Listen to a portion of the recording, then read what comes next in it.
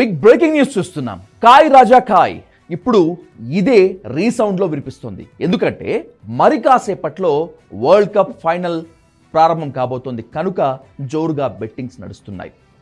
Big బ్రేకింగ్స్ని ఇప్పుడు మరొక వివరంగా చూసుకున్నట్లయితే కాసేపట్లో T20 ప్రపంచ కప్ ఫైనల్ స్టార్ట్ కాబోతోంది. భారత్ న్యూజిలాండ్ మధ్య హై వోల్టేజ్ ఫైట్ ప్రారంభం కాబోతోంది.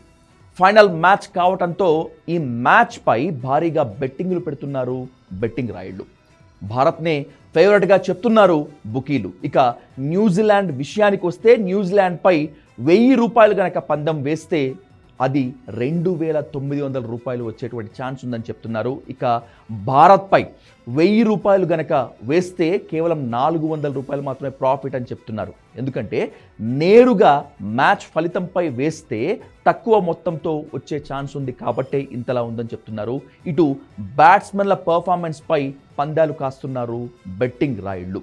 అభిషేక్ శర్మకు తుది జట్టులో ప్లేస్ పై ఉంటుందా లేదా అనేటువంటి దానిపై కూడా బెట్టింగ్స్ నడుస్తున్నాయి.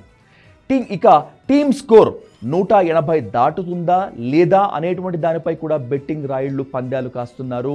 ఇక అన్నింటికంటే ముందు టాస్ ఎవరు గెలుస్తారు అనేటువంటి దానిపైన కూడా బెట్టింగ్స్ చాలా జోరుగా నడుస్తున్నాయి.